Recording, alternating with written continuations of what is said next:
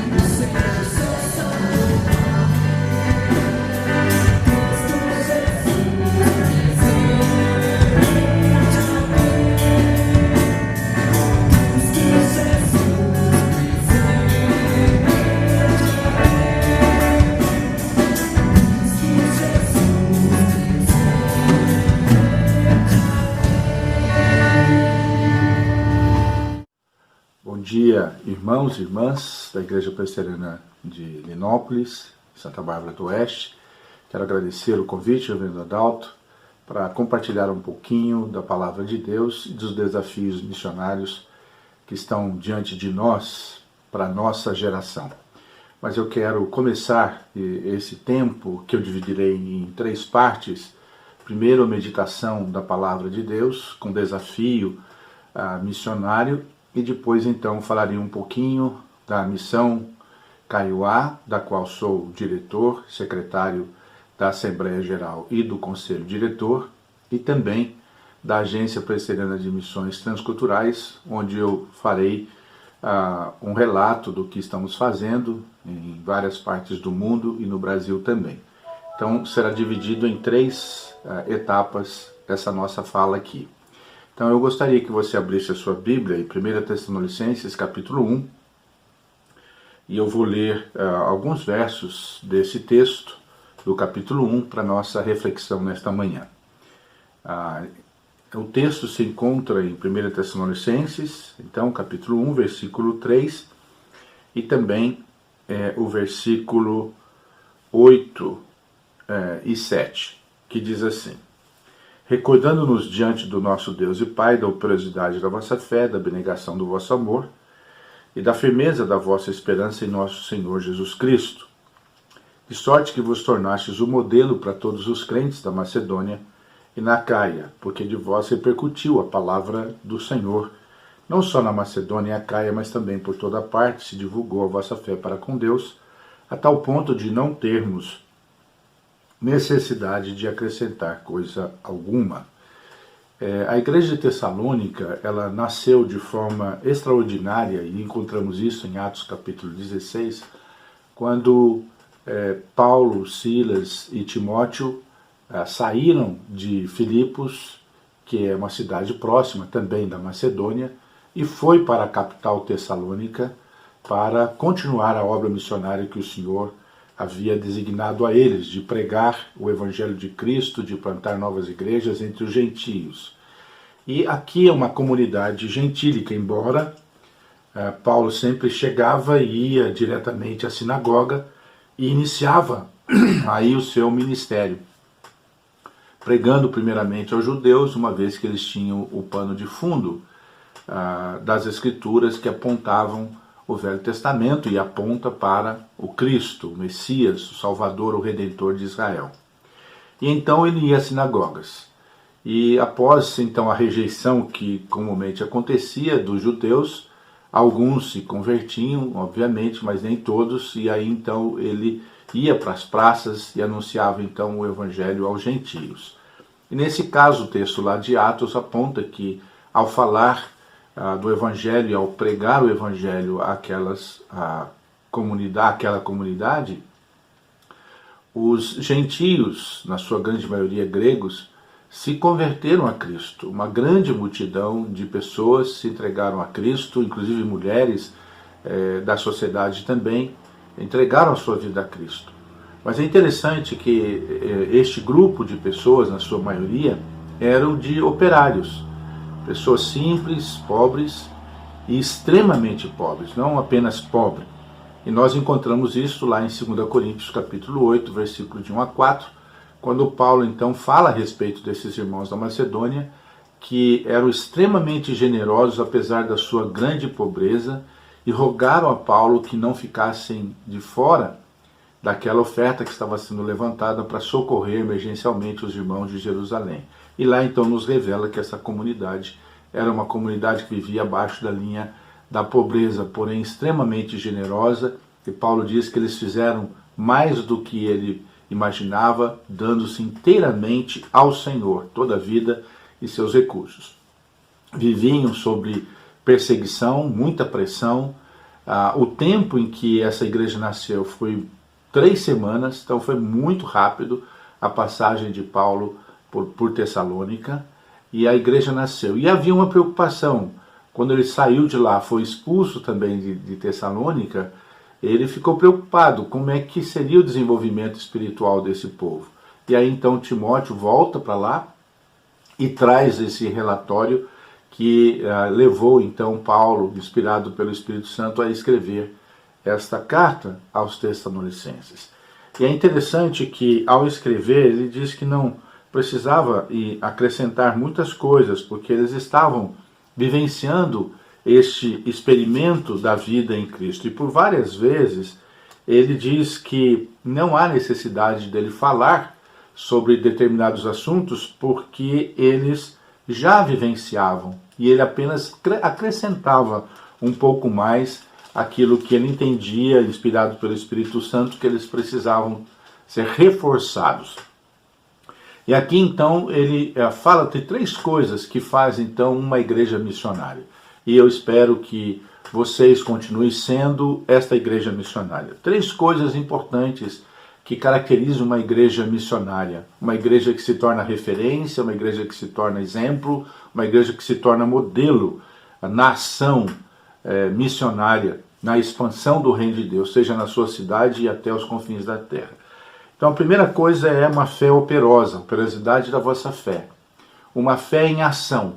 A fé sem obras é morta, e é isso que Tiago então ensina na sua carta. Então precisamos entender que uma fé, ela não pode ser vivida de forma só pessoal, ela tem que ser exposta nas nossas ações. Cremos no Deus e agimos pela fé que temos nesse Deus. A segunda coisa é um amor abnegado, altruísta, que se lança a favor do outro. E ele diz isso no capítulo 4, quando ele diz: no tocante ao amor fraternal, não há necessidade que eu vos escreva, porquanto vós mesmos estáis por Deus instruídos que deveis amar uns aos outros. Então o amor altruísta, que olha para a necessidade do outro, se doa pelo outro. Um dos textos mais difíceis das Escrituras que eu gostaria que você lesse e abrisse a sua Bíblia é o de primeira carta de João, capítulo 3, versículo 16. 1 João 3,16. Leia, por favor, esse texto e você vai entender o que eu estou dizendo a respeito deste verso tão importante das Escrituras e que nos fala deste amor que devemos ter uns para com os outros.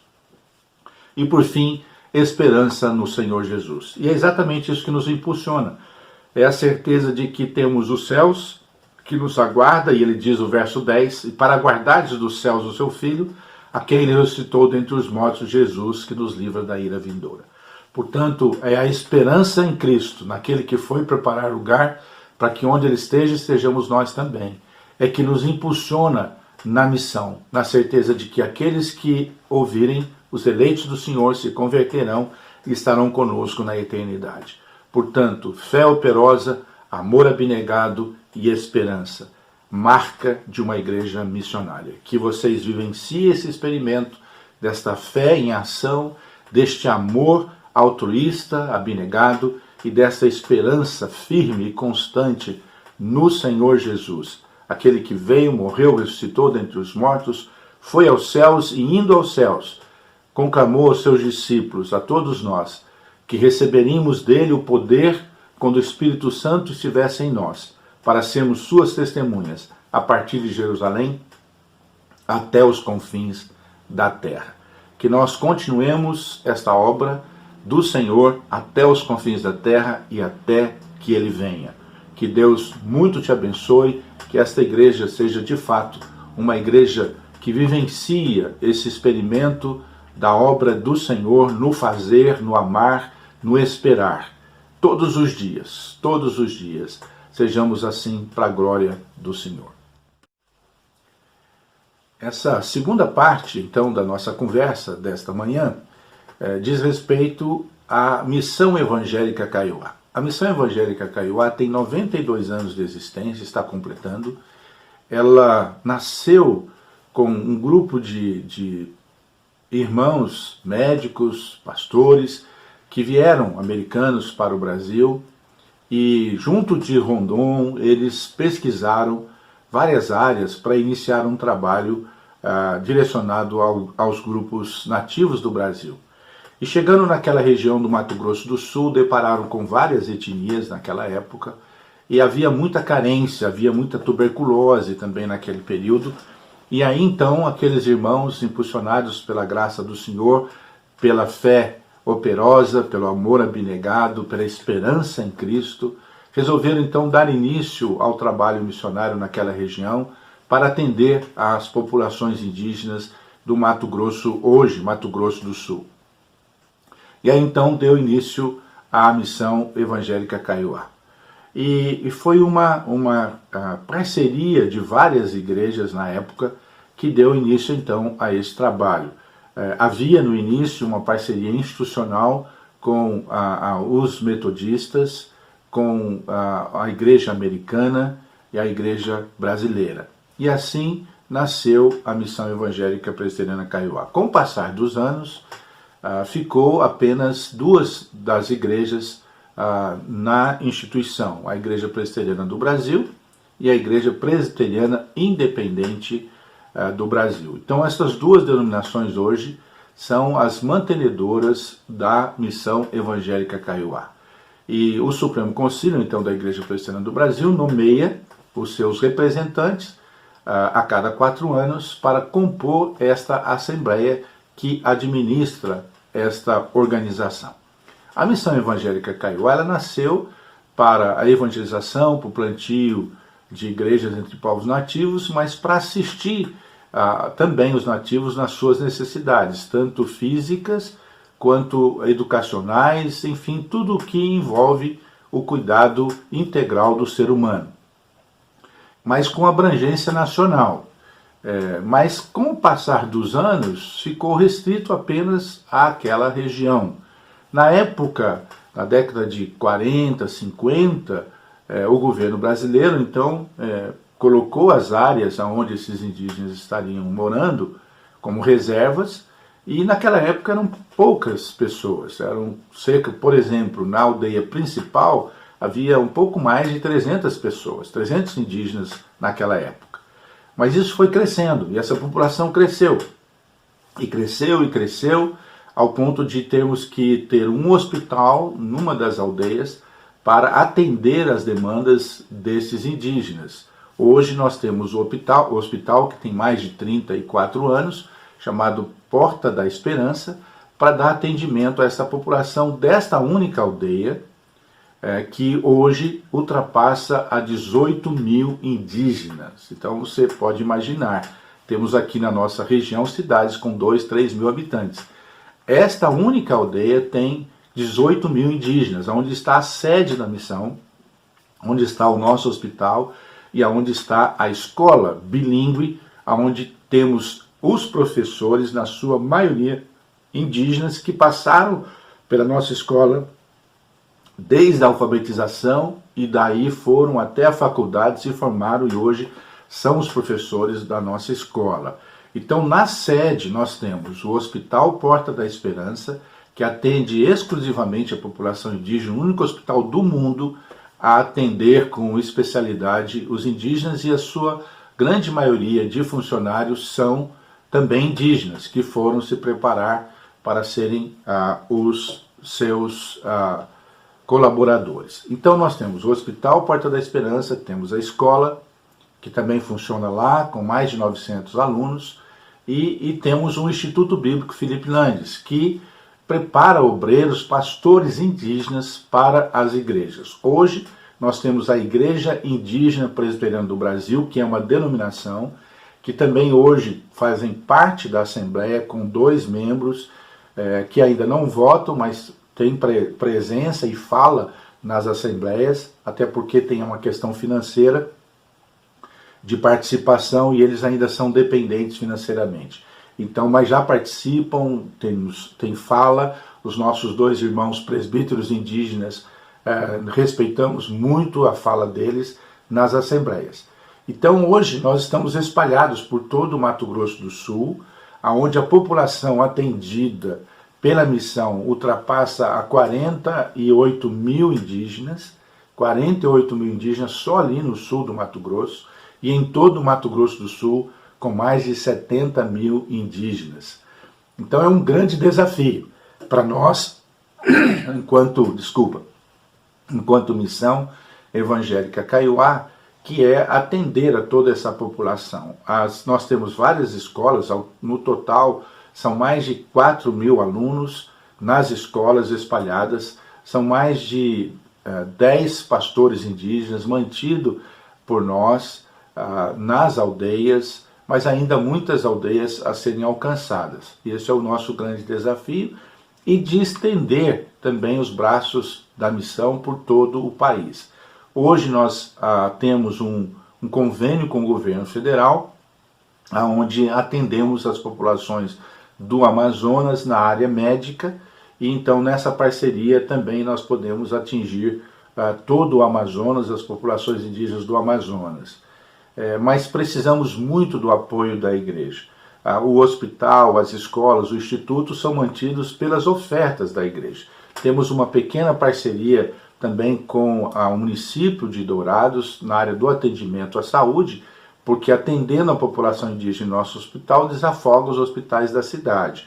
Então nós temos uma parceria também que ajuda no custeio, mas não é suficiente. Então precisamos que os irmãos orem por nós, participe, apoie, se possível vá nos visitar. Temos várias caravanas que saem aqui da região, que vão visitar anualmente a missão. Você pode ir, conhecer em loco, ajudar-nos, participar das atividades realizadas durante essas viagens ali à Missão Evangélica Kaiowá, na cidade de Dourados.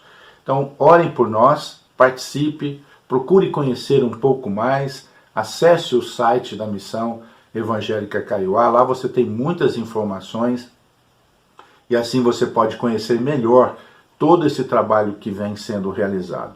Hoje, os Kaiowás têm a sua Bíblia traduzida na sua própria língua, um trabalho de muitos anos, de mais de 30 anos, de uma missionária inglesa, com irmãos brasileiros e os próprios indígenas também como os consultores. Infelizmente ela já faleceu, mas nos deixou esta grande bênção que é a tradução da Bíblia na língua kaiowá. Portanto, os cultos são em kaiowá ou guarani, porque atendemos estas etnias diferentes. Kaiowá, terena e guaranis são atendidos por nós na missão. Então, que Deus abençoe. Espero que você conheça um pouco mais a Missão Evangélica Kaiowá. Procure apoiar-nos dentro das suas possibilidades em oração e com as suas ofertas. Que Deus os abençoe. No ano de 2000, depois de conversarmos, estudarmos, entendemos que era necessário que a Junta de Missões Estrangeiras ela passasse por uma reforma tanto estatutária como nas suas ações, a sua filosofia. Paralelamente a isso, a Igreja Presbiteriana do Brasil também trabalhava, por determinação do Supremo Concílio, na filosofia de missões da Igreja, uma vez que ainda não tinha. Tinha os departamentos e cada um com o seu próprio estatuto, mas não tinha uma linha de direção ampla com respeito ao envolvimento missionário da Igreja Presbiteriana do Brasil. E aí então, em paralelo a esses estudos a respeito da Junta de Missões Estrangeiras, também realizávamos aí uma comissão à filosofia de missões. Tive o privilégio de participar disso também, e aí então nós entendemos, nós que éramos os membros da Junta de Missões Estrangeiras, eu era o secretário executivo naquela época, propus, juntamente com outros colegas, a mudança então de filosofia, transformando a Junta de Missões Estrangeiras, que era um departamento, a semelhança do que é hoje uma SAF para a igreja local, assim era a Junta de Missões Estrangeiras, em uma autarquia, com autonomia própria, com CNPJ, e assim poderíamos dinamizar ainda mais o trabalho missionário transcultural da Igreja Presbiteriana do Brasil. Daí houve a mudança, não mais Junta de Missões Estrangeiras, mas Agência Presbiteriana de Missões Transculturais. Por quê? Porque nós também trabalhamos no contexto transcultural dentro do Brasil. E dentro do Brasil nós temos várias situações de transculturalidade. Temos os povos nativos, temos os quilombolas, temos os ribeirinhos, temos os ciganos, temos os estrangeiros, as grandes colônias de estrangeiros que chegaram aqui no nosso país, dentre eles uma grande comunidade que falam o castelhano e espanhol, especialmente aqui da nossa América do Sul, peruanos, paraguaios, bolivianos, enfim, são milhares de pessoas, chegando mesmo na cidade de São Paulo, mais de 300 mil falantes do espanhol. E então, grande desafio, além de chineses, árabes, enfim, todos os países que têm aqui as suas colônias. Então, esse é o grande desafio da PMT no contexto brasileiro, de alcançar através dos seus missionários estes povos aqui dentro do Brasil e, consequentemente, também fora do país. E hoje, pela graça de Deus, estamos em mais de 44 países, com mais de 240 missionários espalhados hoje pelo Brasil e pelo mundo afora. Temos grandes desafios da evangelização dos povos não alcançados, são mais de 2.900 povos ainda sem a presença do Evangelho. Só no Brasil, entre os povos nativos, indígenas, nós temos mais de 97 etnias que ainda não foram evangelizadas, não tem a presença de um crente entre eles, não ouviram falar de Jesus. Temos grupos ainda nativos no Brasil que ainda não têm nenhum contato com a sociedade envolvente e que é um grande desafio, por isso a gente vê aí a mídia todo o tempo falando desses povos e tudo mais. Então, nosso grande desafio hoje na evangelização são os povos não alcançados e também a reevangelização de países que já tiveram o seu grande momento no cristianismo, mas que foram perdendo fôlego, e hoje também é um grande desafio como o continente europeu. Nós precisamos ajudar as igrejas no continente europeu a revitalizá-las. Então nós precisamos também enviar missionários, e muitos, são mais de 400 milhões de habitantes em toda a Europa, que precisa do Evangelho de Cristo também. África, Ásia, enfim. Estamos espalhados por todos esses países com os nossos missionários.